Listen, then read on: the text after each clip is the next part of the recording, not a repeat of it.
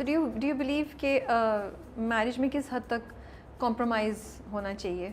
Actually मैं ये word compromise नहीं यूज़ करना चाहती, बट आजकल की जो जनरेशन है वो शादी के लिए इतनी फॉर नहीं है. They have lot of misunderstandings, negativities about शादी. वो देखते भी नहीं है पॉजिटिवली शादी की उसको. हाँ बिल्कुल. उन्होंने एग्जांपल्स भी अपने आसपास अपने शायद पेरेंट्स की भी ऐसी देखी जो उन्होंने इतनी अच्छी शादियां शायद नहीं देखी. तो अब जो जनरेशन आ रही है वो काफ़ी एंटी मैरिज आती है, मुझे लगता है. ये बहुत कंसर्न्स हैं. तो आप क्या कहेंगे? और सबको सब कुछ चाहिए. कुछ चीज़ों पे आप कॉम्प्रोमाइज़ करें, कुछ चीज़ों पे दूसरा कॉम्प्रोमाइज़ करें, और फिर वही बात है, शादी गैम्बल ही है. अब इस पे हम यही कह सकते हैं कि ज़रा एक ऐसे इंसान को ढूंढें जो इज्जत करता हो बस. दोस्ती या मोहब्बत, क्या चीज़ इम्पोर्टेंट है? अरे दोस्ती बहुत ज़्यादा ज़रूरी है. फिर मोहब्बत हो जाती है.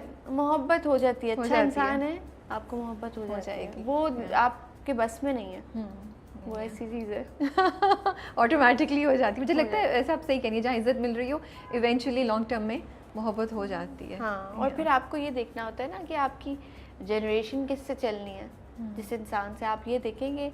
मुझे तो ये बहुत होता था कि मेरे शौहर से ज़्यादा मेरे बच्चों का बाप कौन होगा. ये मैंने कभी नहीं इस तरीके से सोचा. ये इंटरेस्टिंग. तो ये ज़रूरी है ना. मेरे बच्चे फिर क्या सीखेंगे, किसको देखेंगे, जो मैं सिखाऊंगी, जो एग्जाम्पल होगा उनके लिए. तो सबसे ज़्यादा इम्पोर्टेंट है ना. क्या आपने बारे में कोई नई चीज़ डिस्कवर की शादी के बाद, या शादी के बारे में क्या नया चीज़ डिस्कवर की? कि बड़ी इजी चीज़ है, कोई मुश्किल चीज़ नहीं है. हाँ, एक दूसरे का साथ दे के चलें, कुछ भी ऐसा नहीं है कि मुश्किल हो. और फिर मैं यही कहूँगी, अच्छे इंसान से अगर शादी हुई है आपकी, तो बहुत सिंपल इजी चीज़ है. मज़ा आता है भाई, इंजॉय करते हैं एक साथ, आप चीज़ें एक्सपीरियंस करते हैं. For all those people who are against शादी, सबूर की बात सुन रहे हैं. शादी बड़ी अच्छी चीज़ है. और मैं आगे क्या बोलूँ, करके ही पता चलता है. ऐसा लड्डू है जो खाए वो भी पछता है, जो ना खाए वो भी पछता है. ये तो बिल्कुल आपने सही कहा. करके देख लेना.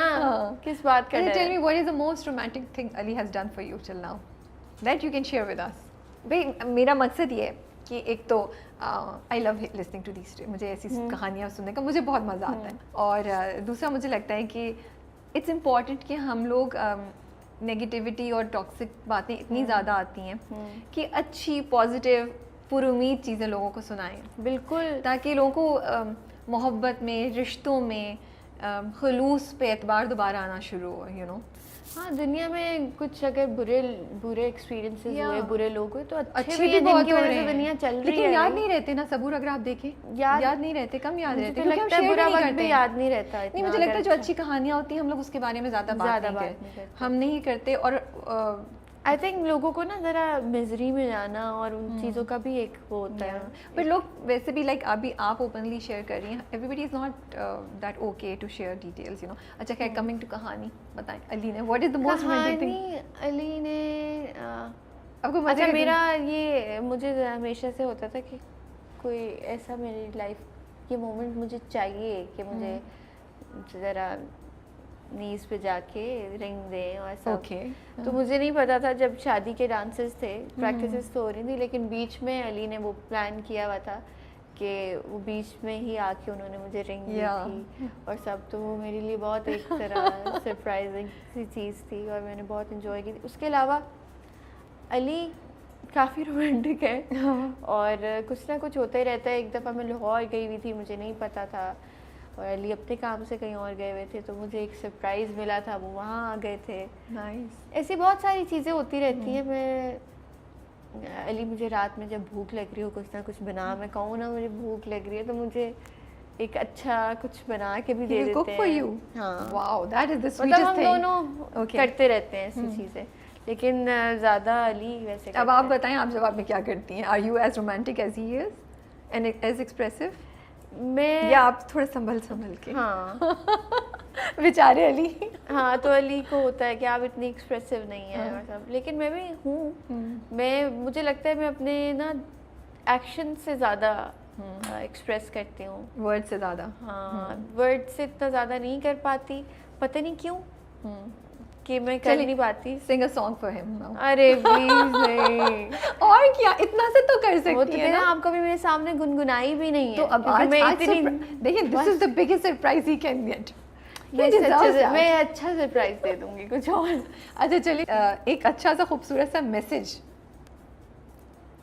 She is blushing. मैं यही कहूँगी कि you are the best thing happened in my life, और यू आर द बेस्ट, और आप जैसा कोई भी नहीं है और ना कोई हो सकता है। माशाल्लाह माशाल्लाह माशाल्लाह से ढेर सारी दुआएं आप दोनों के लिए। अल्लाह आपको हर अच्छी बड़ी नज़र से बचा के अपने हिफ्ज़ मान में रखिए आप दोनों को, और बहुत सी खुशियाँ आप दोनों को आगे एक साथ देखना नसीब करे। आमीन, आमीन। आमीन सुम्मा आमीन। अच्छा ज़बूर, मुझे बताएं, what do you feel about public display of affection? Do you feel, अभी हम शुरू में भी बात कर रहे थे, पर मैंने कहा मैं थोड़ी देर बाद इस पर दोबारा वापस आती हूँ। दिल चाहता है आपका, जैसे आप कह रही हैं, कि तस्वीरें लगाएं, लेकिन एक तो वही होता है कि नज़र लग जाएगी, जो सब बोलते हैं, जो हम सभी उस पर बिलीव करते हैं। बट यू फील कि करना चाहिए ये? मुझे लगता है कि आपका जो दिल चाह रहा है ना, आप वो करें, और बस ऐसी चीज़ें करने में, क्योंकि ये इतनी प्योर चीज़ें होती हैं, बिल्कुल। कोई मोटिव नहीं होना चाहिए पीछे कि अगर ये चीज़ कर रहे हैं हम तो हमें इस चीज़ से कोई फ़ायदा चाहिए, या अगर हम एक्टर्स की बात ले लें कि इसलिए हम अपने कपल को सेल नहीं करें। हाँ, आपका दिल जा रहा है कुछ करने का तो करें, इसलिए ना करें कि इससे कुछ फ़ायदा मिलने क्या वाला वो है। की कपल बन जाएंगे, दी कपल बन जाएंगे। हाँ, तो बस यही कहूँगी। बाकी इजहार करें अपनी मोहब्बत का, छुप के करें, दुनिया के सामने करें, जैसे दिल चाह रहा है वैसे करें, बस एक्सप्रेसिव हो। Okay, what is your challenge at the stage in career? Because last time हमने जब मिले थे, मुझे याद है फितरत की टाइम पे, तो आप मेंशन कर रही थी कि यू नो चांस नहीं दिया जाता सबको इंडस्ट्री में equally. Do you feel the same way अभी तक, कि आपको लग रहा है उस टाइम से लेके अब तक, जो आई थिंक 2 साल 1.5 साल हो गया होगा, चीज़ें चेंज हुई हैं इंडस्ट्री में, आपको उम्मीद नज़र आती है या चीज़ें वैसे ही हैं अभी तक? देखिए, काम अच्छा होने को अच्छा काम भी बहुत हो रहा है, और जहाँ तक चांसेस की बात है, तो मुझे अभी भी ये चीज़ लगती है कि एक कैरेक्टर अगर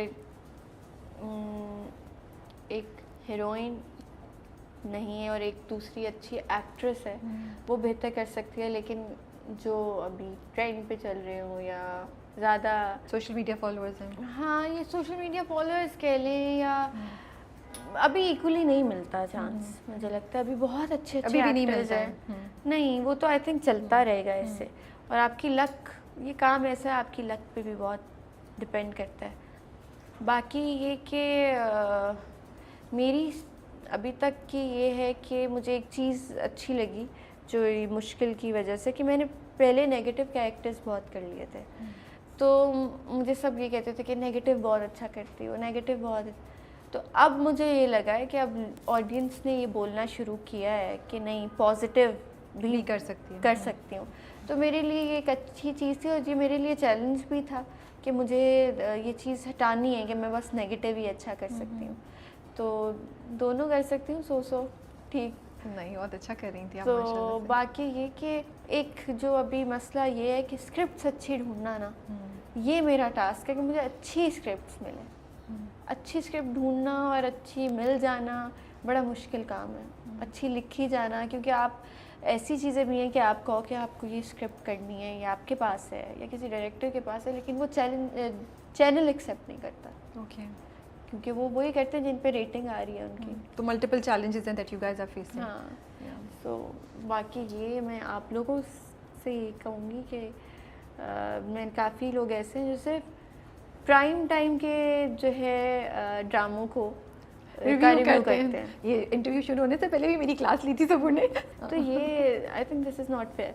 अगर हम किसी सब्जेक्ट को लेके ड्रामा बना रहे हैं और वो 7 बजे या 8 बजे पे चल जाता है, ये हमारा फॉल्ट नहीं है। कभी कभार हमें कमिट भी किया होता है कि 8 बजे का ड्रामा है, लेकिन बाद में ऐसी सिचुएशन बताते हैं हमें, और अगर हम 20 ड्रामे से बैक ऑफ कर दें तो वो भी गलत है कि 9 बजे चल जाएगा। तो ऐसे सब्जेक्ट्स होते हैं, क्योंकि हमसे क्वेश्चन किया जाता है जब हम इंटरव्यूज़ में आते हैं कि आपको क्या लगता है कि आपको ये मैसेज देना चाहिए था या आपको ये मैसेज नहीं देना चाहिए था। तो मुझे लगता है जितनी रिस्पॉन्सिबिलिटी हमारे ऊपर है उतनी आप लोगों के ऊपर भी है। तो जो अगर हम किसी सब्जेक्ट पे किसी कॉज पे ड्रामा बना रहे हैं तो उसका रिव्यू क्यों नहीं किया जाता, चाहे वो 9 बजे पे है 7 बजे पे है। I love Sabur for this. I love her for this. I'm not joking. And I remember पिछली बार भी ऐसी बड़े मज़े की बात हुई थी।